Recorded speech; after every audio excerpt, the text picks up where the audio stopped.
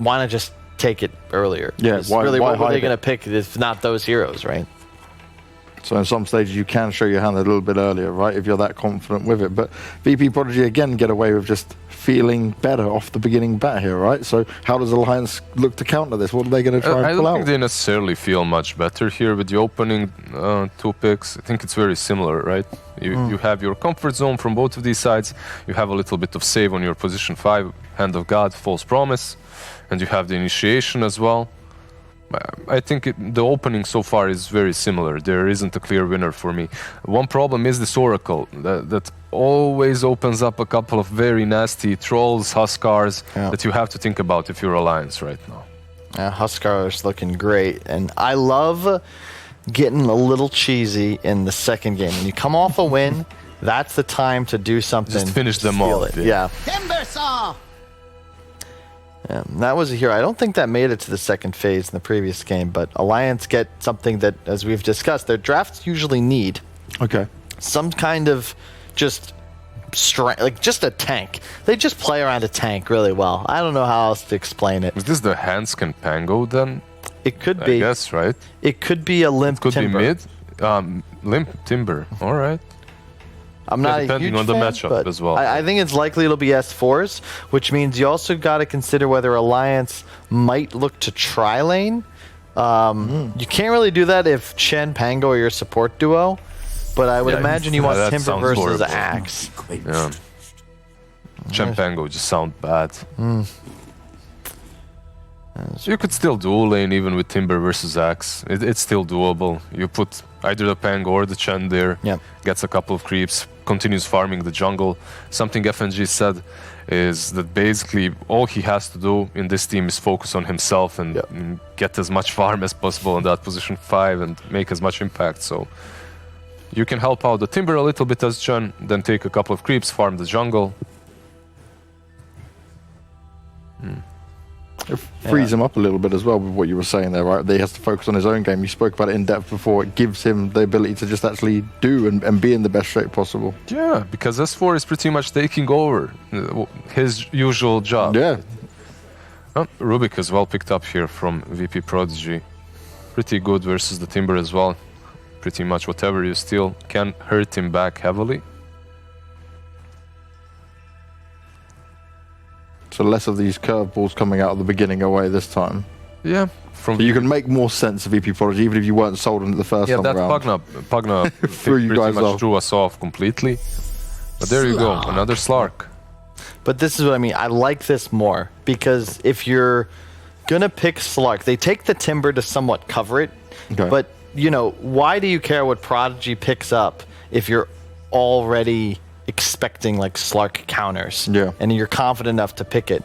This also now gives you the ability to last pick not solely Nico's hero, but S4 or Limps, who have significantly bigger hero pools, I would say. And then you have a lot more lane flexibility. Like and that's, again, the Monkey King. You know, the yeah. heroes Prodigy pick are not going to change because you show the Slark early. And especially now when you have the Timber as well, Yeah. right? Like, it's the same concept going into this laning stage.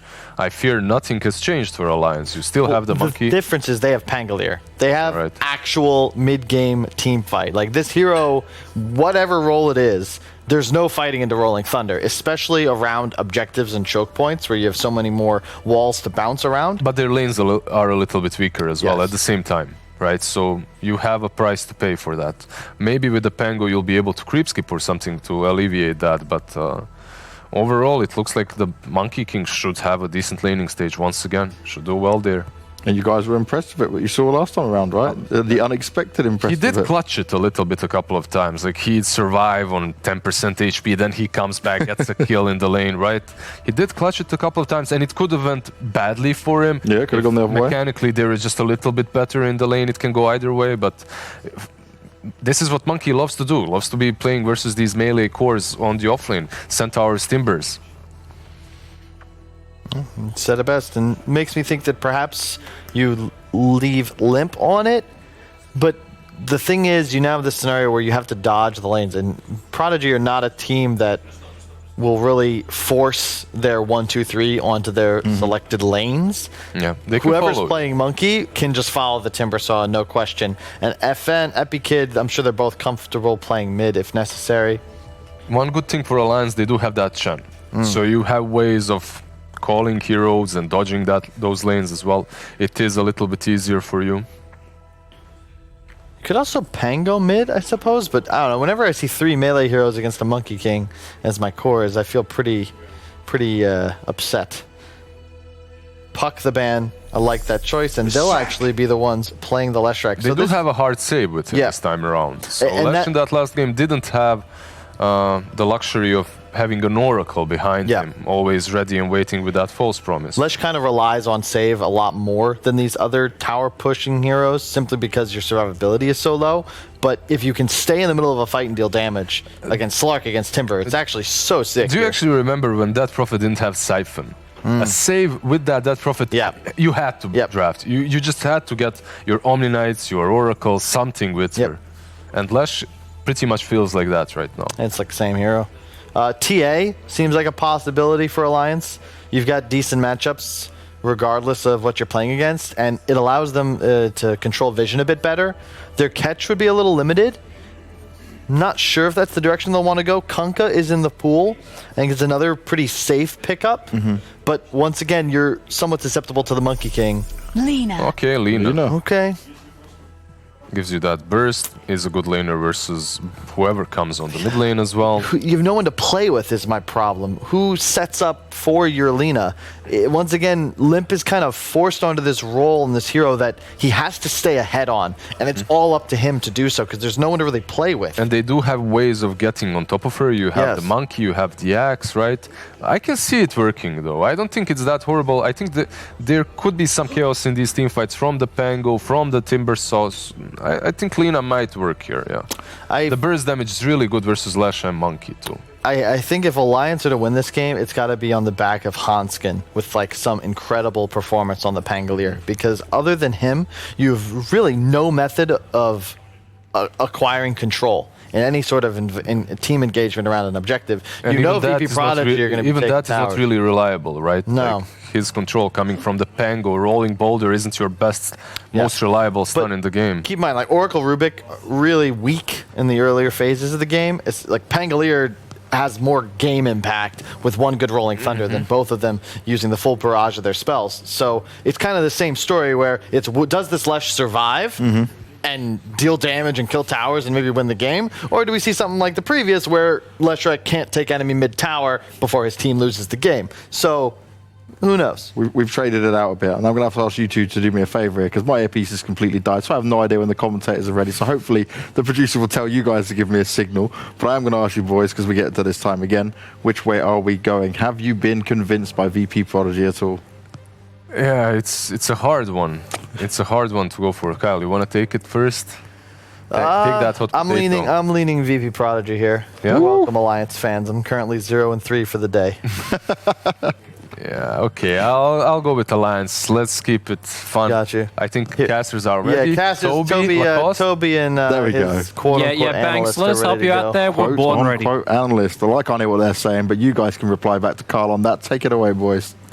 Thanks, Kyle. Thanks, Kyle. Someone get Banks in your ear. It's about What are you thinking about the drafts here, Lacoste? Are you enjoying it from a Prodigy side where they seem to be doing what they did in game 1?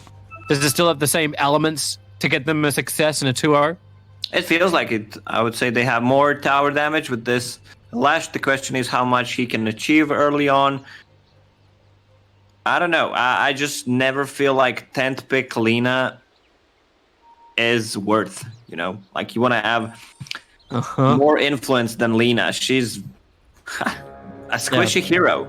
Like, you're playing against Monkey, Lash, Axe. These are very good gap closers on Lina. She might dominate the lane, you know, get a couple of kills, be 6-0 at one point, then you just straight up dies and feels like your game is over. That's just the feeling that I have about Lina. Oh, that was kind of the issue Kyle was flagging as well.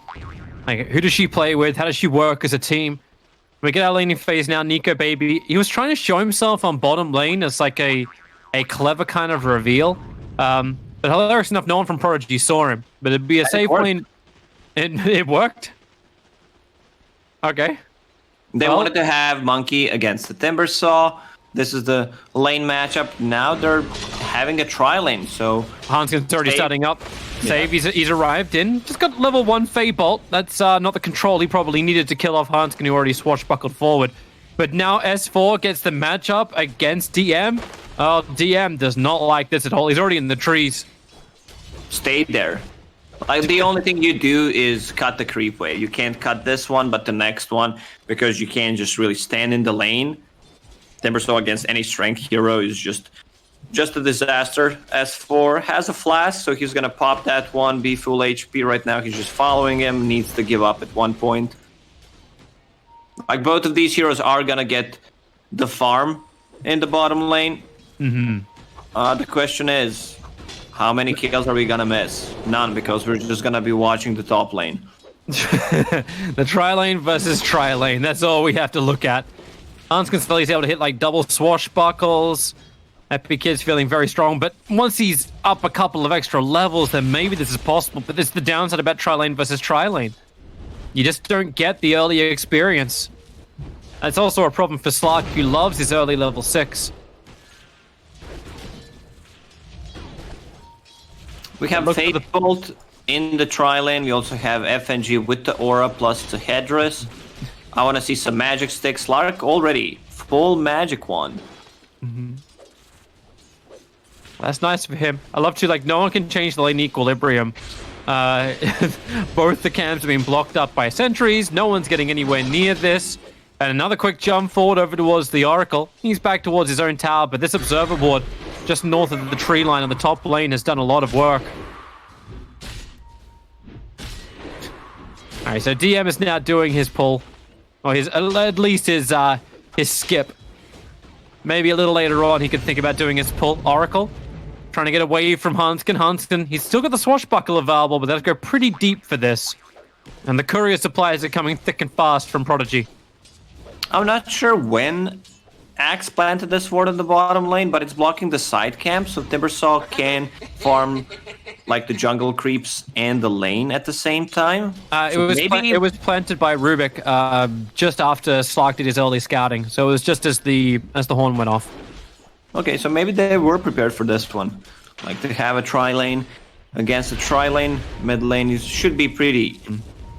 I'm gonna say even. Lina outranges Lashrak, and it's probably Lim's best hero besides a TA, and he's already showing it. 21-7 against 12-2. Yeah, but that was looking pretty damn good. Then again, if FN can drop Limp down this low, Salve will finally be burnt by Limp. They're actually not that far apart. Like, it's only 100. Okay, that helps. Salve of FN gets cancelled, so that hurts. Yeah, but they're about 150 net worth difference. Obviously, there's a new creep wave coming in as well for Limp, so that's going to help him buff up. But Axe is #1 net worth on the field. He's pulling over towards neutrals. There's nothing Timber can do to stop this. And the Monkey's not falling behind either. He's getting a lot of farm underneath this tier 1 tower, and the two supports of VP.Prodigy have done a hell of a job to keep him alive. And even Hanskin's rotation towards mid, scouted out by a defensive observer ward. So this is 3-on-2. Maybe Epic Kid feels this is a good opportunity to go on something. They got telekinesis, so pick him up, drag him back, get the control with Fortune's End. Epic Kid just got a heap FNG in position. Hanskin now swashbuckles himself forward. The courier's getting killed up. That's not what Epic Kid want to have happen. But then again, also splitting with Boundless Strike between Hanskin and Nico. Also not what he wants to have happen. Back to farm. That didn't happen. That didn't happen. It's still fine. They got the kill, and they also have the advantage every single time the lane is near their tower. So both supports and Monkey are getting that 1 extra HP region.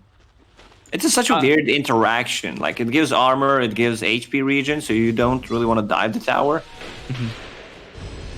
We had the slight curse scenario. Second I said, hey, Lashrak's not doing that bad, he had to do the long walk of shame away. So now it's 600 net worth.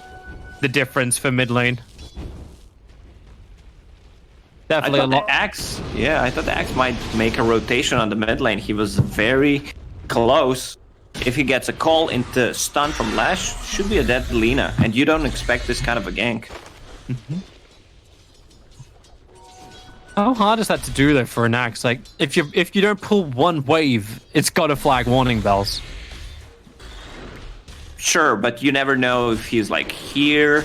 If he's farming here, then he's gonna cut it here. So if he's actually in the jungle.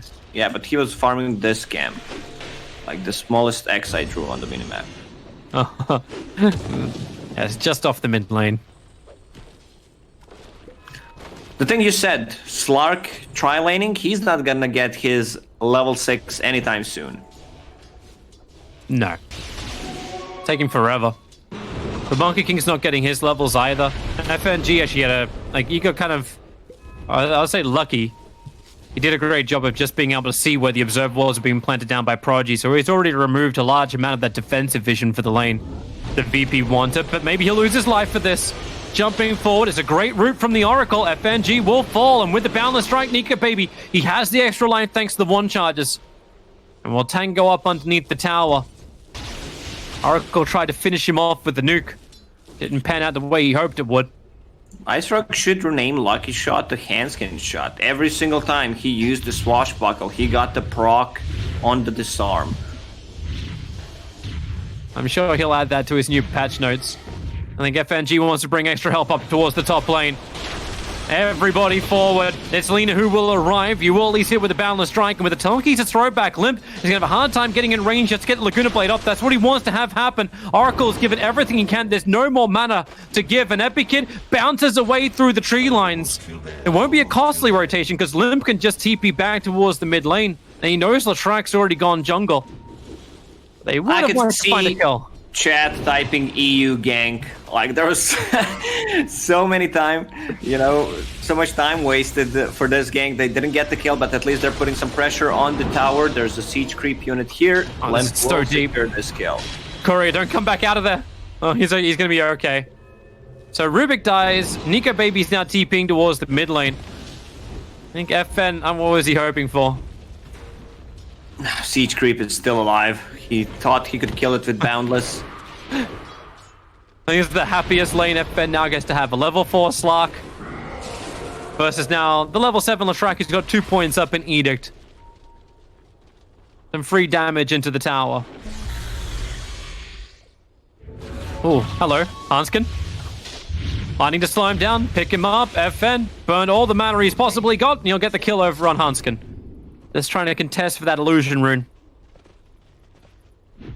That's the downside of position 4 Pango. Like, you use Swashbuckle level 1, 2. You put yourself in a bad spot. You don't have any kind of escape. Also, I want to see him getting a point in Shield Crash on level 4. Then you get a point in Swashbuckle and ulti. Because Rubik will be level 6 and you're just position 4 Pango. So you need to be able to use Shield Crash after the ulti. Otherwise, Rubik is always going to steal your ulti. Prodigy is really forcing the issue here in mid. You can ball charge up so Limp can get back up close to full. Axe is still playing around the jungle. Doesn't have his Blink Dagger just yet. Save. Will be picked off. Yet another disarm. Rubik. Oh no, wait. He has stick charges and he has an Oracle behind him. And they can't even kill the level 4 Rubik when they gank with 3 heroes. And Limp kind of needed to just throw the ulti. Throw something. Alliance wasted a lot of time trying to get the kills on the top lane. Chased Axe for 30 plus seconds. Same goes for Rubik now. And Axe will have a Blink Dagger in the next minute. And he will. S4 is already trying to have some kind of influence in the lanes. Massive foul. Please use it. Alright, he gets a TP charge. Is this your new thing? Like with Midas, you need to see Shuffle being used all the time as well? Yes. It's just those items, especially Shovel. It's the item that you keep all the time in your position 4 or 5 and just swap it. DM. Has he actually got the movement speed to get away from this? He's thinking about the TP. No. Light Strike Array. Oh, he'll hit him with the Dragon Slave from range. But bottom lane, Nico Baby's being attacked down. Monkey King actually being cut down. The Quelling Blade grabbed the tree he was on. Oracle is still going to be behind, but the Pounds unable to connect from Nico Baby. Oracle wants to help out a little bit more, but into the Shadow Dance they go. Monkey King has to throw out the Boundless Strike. Is there more support coming? There is for Alliance. Hanskin's here with a swashbuckle. Saves also here. Needing to get closer to help out his own Oracle. A bounce forward from Epic Kid and Lashrak. The pick up, the throw down. They're not getting the perfect coordination for the follow-up stump, but it won't matter. You get all the area of effect damage you need once FN is here. So they take the kill, they force the rotations, and now already Prodigy is retreating. This Oracle is doing so much in the game. Like, he's involved in 2 out of 3 kills, doesn't matter, but he saved his teammates like already 4 or 5 times. Now, what happened to, like Kyle was mentioning, like, oh, Rubik and Oracle, they don't do a lot early on. Now, they're just comboing time and time again. Here's another Fortress Enzo. S4 can't even get away. He's just forever rooted. But he has a lot of regeneration. The Hood, they just battle through him. So Raid Boss is still up. They don't have a hero who can build into Spirit Vessel. I mean, Rubik can. Courier. Dunk it. Dunk it. Or just attack it. That also works. A dunk is a terrible thing to waste. You would still use it. It's like 500 gold for your team. Mid lane. TP in. Once again, this Radiant Observer Ward sees a hell of a lot. Alliance had that advantage in game 1, even though it couldn't be capitalized on. It's gone now. We still didn't see the full power of Timbersaw. He is level 10, full Hood on him. They don't have the best hero that deals well with him. There's a Monkey King, but, you know, it was a tri-lane, so Monkey spells are not going to be maxed out. Nah, he's just trying to run away. Too much fight on the top lane. Too much sustain with Mech and Hand of God level 1. But maybe in mid lane it's time for a bit of a smoke. And that's exactly what they do. And they're heading in. And FNG will be target number 1. DM gets the blink, gets the call off. Rubik, was he able to steal? He'll steal Holy Persuasion. Picking up the Chen, throwing back down again. Slark wants his own battle to happen, but now Axe kind of stunned up for the moment, but Epic Kid will arrive. Oh, the Rolling Thunder! It knocked him off the trees and stunned over on Oracle. Will get quickly Laguna Bladed down. Axe did at least get saved with the False Promise almost back to his tier 2 tower. Lim, I don't think I like this position from you. That Nova is ripping through the poor Lina, and they still haven't killed off DM. He one-charged up, he got more life. Rubik keeps getting these Light Strike Array controls against S4, so he can't join the fight, allowing Epic Kid to focus his battle onto Hanskin. FN's moving over too. He's getting juked down with the vision game, and FN, if he just provides vision, that's all he needed to do is just walk over and see things. Very good Rolling Thunder from Hanskin. He also has that point in Shield Crash that I talked about, so Rubik can't steal it. And they're just ignoring Timbersaw. He still didn't get a single number on the board. 000, 13 minutes in.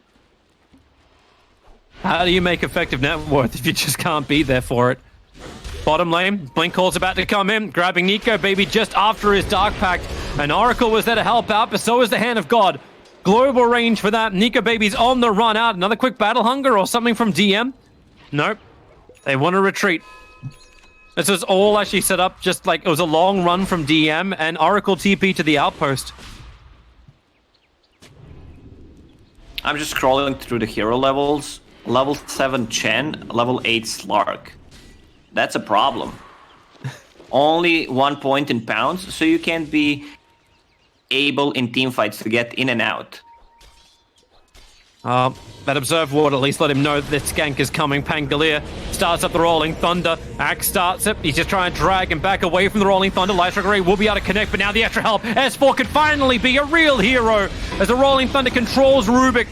The perfect initiation in from Hanskin. And Monkey King looks at this and goes, yep, thanks supports. They're the ones that get to die, but the rest of the cause of Prodigy get the hell out. This is exactly what Alliance needed. You could see the bait from Slark. He always has time to use Shadow Dance before Axe blinks, if he's fast enough, of course. They're going to battle. Blink. Call comes in. Epic Kid will also go for his own jump forward, and they drop down Pango low enough to get the quick Culling Blade off. And this is all to battle for that 15-minute bounty rune that, of course, Hanskin wanted to look at. Perfect stun from FNG. Tries to keep the distance between himself and FM, but it won't stop the Split Earth from connecting. Light Strike array from Lina from below ground. They do have enough damage for this. FN really committing so hard to get that kill, but just can't finish the job. Very weird decision from FN. After getting stomped by FNG's Centaur, he still wants to grab a kill. And S4 found a new target. Good Timbersaw game. Like, he had a free laning stage on the bottom lane. He's getting levels, Poor Man's Shield, Hood, building into Yule Scepter to have mana sustain, and he can also put Axe in the air. Same goes for Monkey, Dispel, the Jingu. So there's gonna be a second Yule Scepter.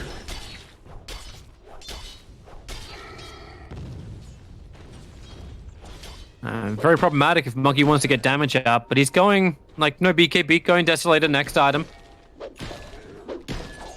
So Monkey feeling he can stand, while DM has finished up the same item build that did a lot of damage in the last game. The Blink and Blade Mal is now on Axe 16 minutes in. Number 1 on the net worth, and is definitely feeling hungry. But that Radiant Observer Ward from Alliance, once again, they know where Monkey King is. Monkey has his own dire obs down, a quick little tree leap away. And Nico Baby not fast enough on the Quelling Blade. FNG fast on the Sentry Ward. Remove that extra vision, but maybe Nico Baby overstayed his welcome. He runs in quickly to the Wukong's command, combining with the Blade Mail. Nico Baby solo and light, but he gets a Shadow Dance off. They have to jump out of the Wukong's command. Oracle is nearby. I don't know if he can really help out the Axe. Who else will be here? Rubik 2, 4 heroes from Prodigy retreating back to their tier 1 tower, which doesn't exist, but FN can beat their tower. They look for the sun. They look over towards Lina. False Promise will give them the time for Prodigy to remain on the front lines and fight, but S4, they keep them inside the Whirling Death. DM can at least get the dunk, so 2 heroes down. Prodigy lost the Monkey King that they want to kill off S4, and they're able to isolate him. The rest of Alliance went to full retreat. FNG's in the tree lines. They're pinging the wrong way. He doesn't have TP available, however. And now they're pinging the right way. Guys? Oh, the trees! It cuts on the way back, but they see him? They're pinging. They're pinging, but do they see him? Pinging, but he's dead. He can't control the hero. He's here! they even freaking Chakra cut the tree lines down, and they don't see FNG. Oh, FN's coming back over. Alright, they found him. Well, better late than never, you know. He was wasting time. Maybe they did not want to kill him straight away, you know. Get his hopes up, then kill him mentally. But what play from Axe? Like, it looked like he was going back, but instead he gets initiation on the Lina, who was hiding in the trees, but there was an observer ward, which was scouting him. I believe it was a blind call, and they dunk her before she could get any spells off. LSA. Lashrak's in trouble. Can't even get the defensive Yule Scepter off in time. S4 just cuts him down. And thanks to that wonderful Sentry Ward, they're still in mid. They should be able to get rid of that obs. A Blink Forward from DM misses the initiation over on Limp. Balance Strike from Epikid has to be used to keep Limp away. He's got a Haste Rune. He wants to get in there and fight. They won't get it. Prodigy back up instead, and they just accept the fact Lashrak is dead. Hilariously enough, the top 3 networks still belong to the Prodigy cause. They are. You're just getting more out of the supports of Alliance. Pango is having such a rough time. He's even maxing Shield Crash. He's always forced to use it. After the Rolling Thunder, Rubik can't steal it, but Rubik is a great hero against the Timbersaw. You steal Chakram, which is pure damage, and this is how you kill him. They're preparing the fight on bottom lane. Alliance have kind of gone for this multiple times. Sometimes as bait, sometimes as I pushed one wave too far. Monkey King wants to search. S4 reveals himself with the Chakram. They're just surrounding on all sides.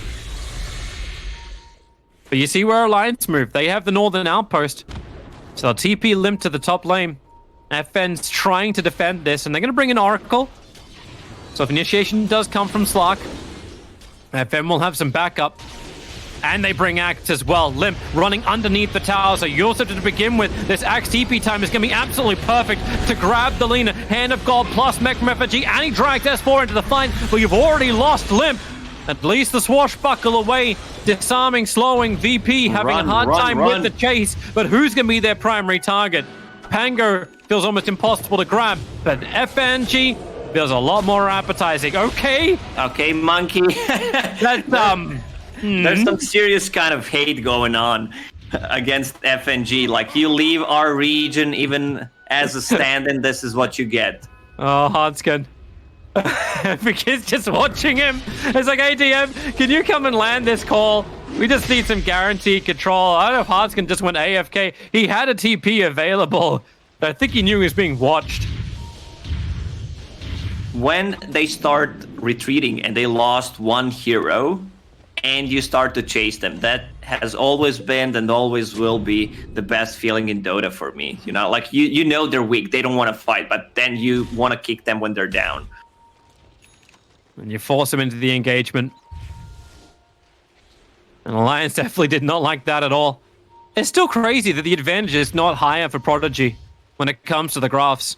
Like, Axe is on the hunt once again. Blink gets the call off. There is a quick Dark Pact and Shadow Dance. He did not hesitate at all, Slark, but Nico Baby, there's no hiding. He's just locked in position.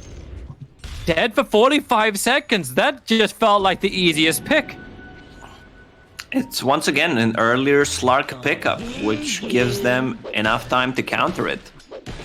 Lashrak, Slark doesn't like to play into any ground stuns, any AoE damage. Now they have Lashrak, who's like full AoE, and you have Chakram stolen.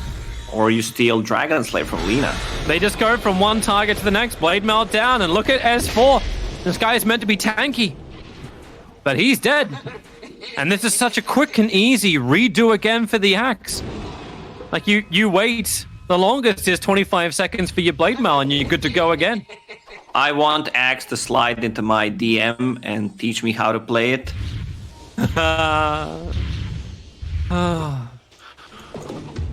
Just what's the Twitch meme like? Apart from like, what is even a Twitch meme for that? What's a Twitch meme for a dad's joke? I don't know, but they must be spamming it a lot when I'm casting. Resident Sleeper, maybe? No, that's grandpa joke. Well, that bottom tier 2 tower, no fortification available. And this is where Prodigy's lineup gets even better than game 1. They don't need to have that Desolator on the Monkey King to try and push high ground, even though they do have it. Lashrak, 4 points, and Diabolic Edict. It's all the quick push that you want. And it feels like they've got such a great mix of damage as well from Prodigy. They're not reliant on just one type. Makes it very difficult for heroes like Timbersaw to be able to fight. Oh. Jump away. Or the Sharkram can take out your tree. Might reveal a little bit of extra vision. Now they come in for the tower. Creep waves in range.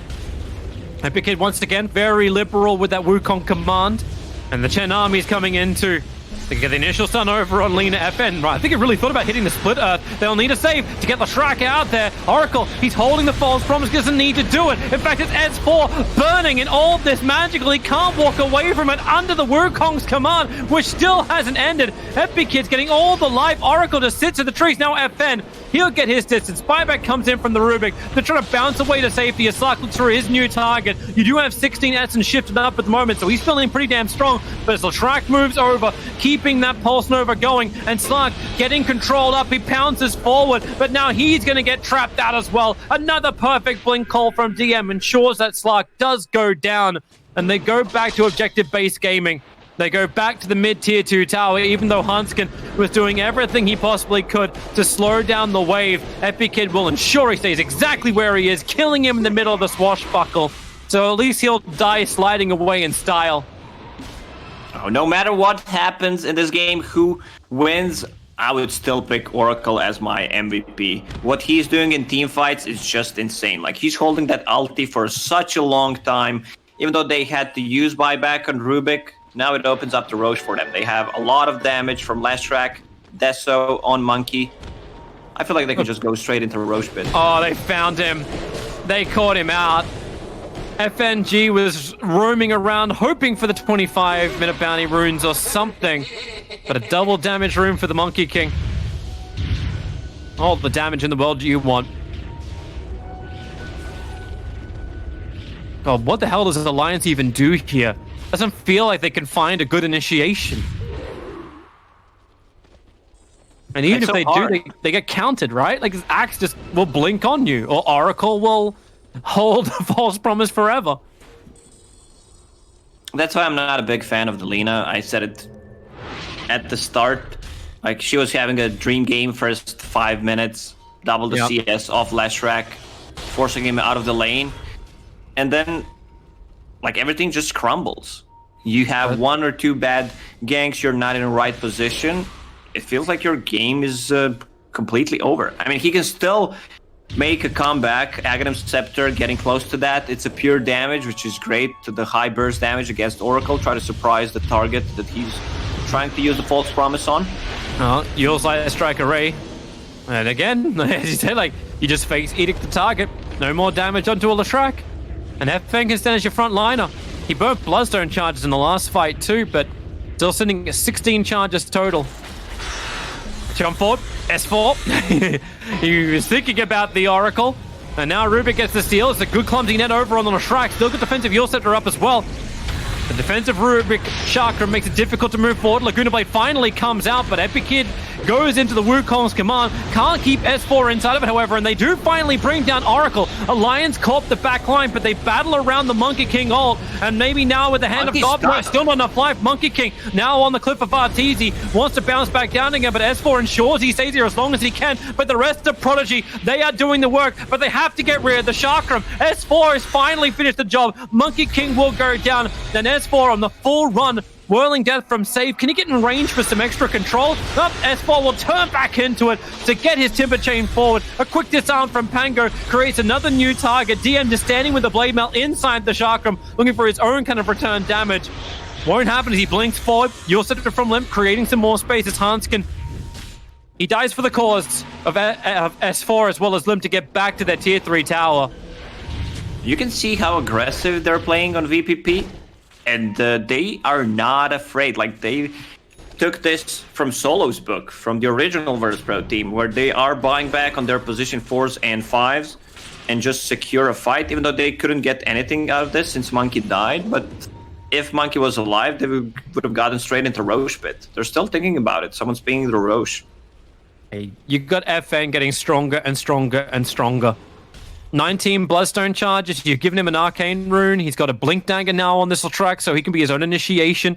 Spider Legs and BTs to get in and out as quick as he wants. And Axe wants another fight. The Observer Ward's being planted. They look towards S4. Very, very difficult target just with the 2 of them, however. And they know it. Blink forward. Miss the target.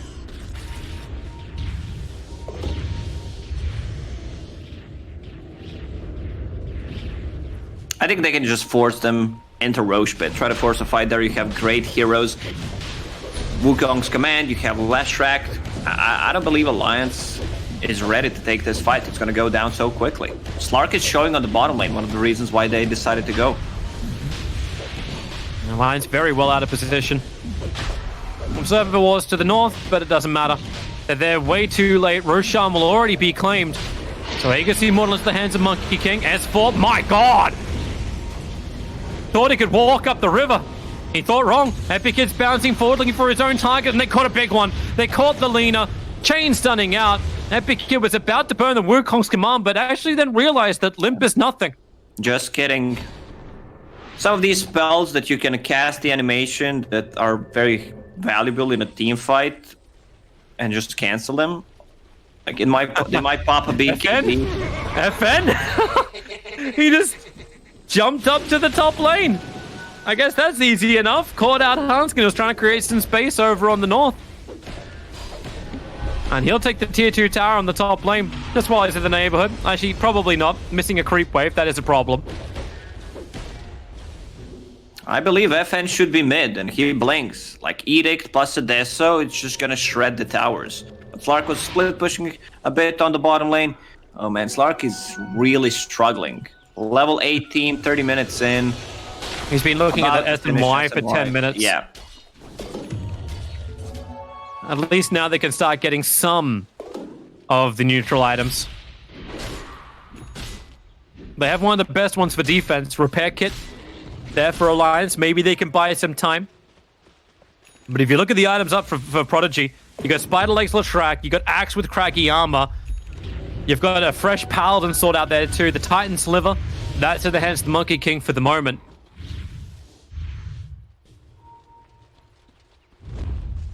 It seems like everything they want, Prodigy get. Nico Baby, the Observer one. They got him with a telekinesis lift into the follow-up call, but Slark able to at least bounce away inside the Shadow Dance. Limp, not so lucky. Epic Kid from inside the Wukong's command can grab the target. FN, he just jumps forward. Nico Baby, he thinks he's getting the hell out of here, but the body blocks from Leshrac are just way too good.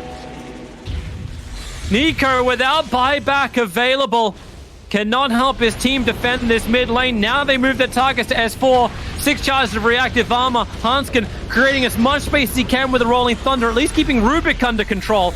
That's a nice one for him. There's still 5 heroes of Prodigy pushing this mid lane. The creep wave is gone. There's a new one coming in. And when they do that, you can just edict and push again.